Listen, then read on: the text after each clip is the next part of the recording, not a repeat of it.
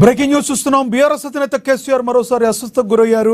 ప్రస్తుతం ఎర్రవల్లిలో తన ఫామ్ హౌస్లో విశ్రాంతి తీసుకుంటున్న ఆయనకు ఆరోగ్య సమస్యలు తలెత్తడంతో హైదరాబాద్ నుంచి ప్రత్యేక వైద్యుల బృందం వెంటనే అక్కడికి చేరుకుని చికిత్స అందిస్తున్నారు. కేసీఆర్ రక్తంలో చక్కెర, సోడియం స్థాయిలో హెచ్చుతగులున్నట్లుగా వైద్యులు గుర్తించారు. ఈ నేపథ్యంలో వైద్య బృందం ఆయనకు అవసరమైన పరీక్షలు నిర్వహించి చికిత్స అందిస్తున్నట్లుగా తెలుస్తుంది. ప్రస్తుతం ఆయన వైద్యుల పర్యవేక్షణలో ఉన్నారని పార్టీ వర్గాలు తెలిపాయి.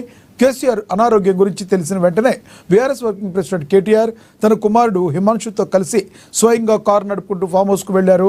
ఆయనతో పాటుగా మాజీ మంత్రులు హరీష్ రావు, వేముల ప్రశాంత్ రెడ్డి కూడా ఎర్రవల్లికి వెళ్లి కేసీఆర్ ఆరోగ్య పరిస్థితి గురించి వైద్యులను అడిగి తెలుసుకున్నారు. ప్రస్తుతం వైద్యుల బృందం ఫామ్ హౌస్లోనే ఉండే కేసీఆర్ ఆరోగ్యాన్ని నిరంతరం గమనిస్తుంది. ఆయన ఆరోగ్యం మెరుగుపడకపోతే మెరుగైన చికిత్స కోసం హైదరాబాద్లోని ఆసుపత్రికి తరలించే అవకాశం ఉందని తెలుపుతున్నారు.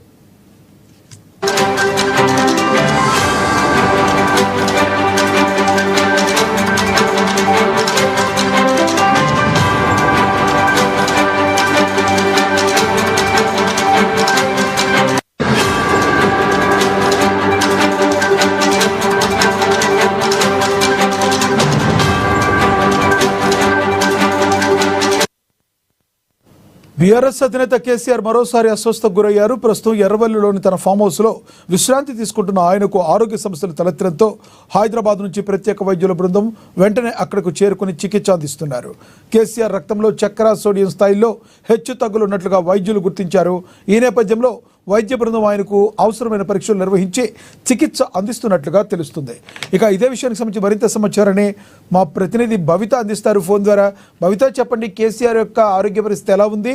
అదేవిధంగా కేటీఆర్ వెళ్ళినట్టుగా తెలుస్తుంది, మరి కవిత కూడా వెళ్ళే అవకాశం ఉందా?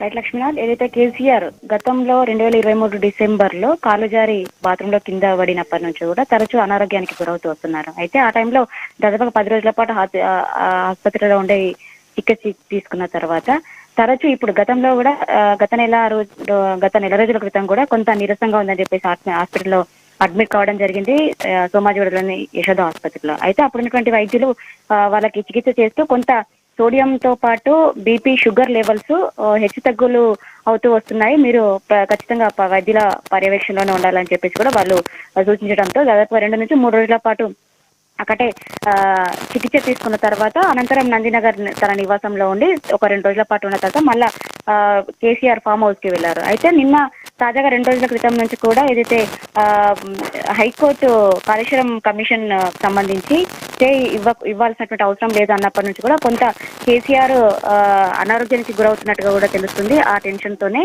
అయితే నిన్న 2 days నుంచి కూడా హరీష్ రావుతో పాటు కేసీఆర్ తో కొంత సమావేశాలు నిర్వహిస్తున్నటువంటి నేపథ్యం అయితే కనబడుతుంది. అయితే ఉన్నటువంటి దాదాపు నిన్న సాయంత్రం కొంత మరొకసారి నీరసానికి గురైనట్టుగా తెలుస్తుంది. ఈ రోజు మాత్రం ఎర్రవల్లి ఫామ్ హౌస్ లోనే వైద్యుల పర్యవేక్షణలో కేసీఆర్ ఉన్నట్టుగా తెలుస్తుంది. ఈ రోజు కూడా పూర్తి స్థాయిలో కొంత అంటే అనారోగ్యానికి గురవడంతో పాటు ఏజ్ ప్రభావం కూడా చూపిస్తుందని చెప్పేసి కూడా వాళ్ళు చెప్పినటువంటి నేపథ్యం అయితే కనబడుతుంది. పూర్తి స్థాయిలో బీపీ, షుగర్ లెవెల్స్ కంట్రోల్లో ఉండకపోవడం వల్లనే ఈ పరిస్థితి నెలకొంటుందని చెప్పేసి కూడా వైద్యులు చెప్తున్నట్టు నేపథ్యం అయితే కనబడుతుంది. ఇప్పటికైతే పూర్తి స్థాయిలో కొంత కేసీఆర్ కి అంటే ఇబ్బందులు ఏం లేవు, ఆ 2 మాత్రమే కొంత కంట్రోల్కి రావాల్సినటువంటి పరిస్థితి అయితే ఉంది అని చెప్పేసి వైద్యులు సూచించినట్టు నేపథ్యం అయితే కనబడుతుంది. ఇప్పటికైతే వైద్యులే ఎర్రవల్లి ఫామ్ హౌస్ కి వెళ్లారు, వాళ్ళ పర్యవేక్షణలోనే కేసీఆర్ ఉన్నట్టుగా తెలుస్తుంది. అయితే కొద్దిసేపటి క్రితమే సురవరం సుధాకర్ రెడ్డికి నివాళులు అర్పించినటువంటి కేటీఆర్ నేరుగా అక్కడి నుంచి ఎర్రవల్లి ఫామ్ హౌస్ కి బయలుదేరి వెళ్లారు. అయితే ప్రస్తుతం అయితే కవిత హైదరాబాద్ లో లేదు కాబట్టి తన కొడుకు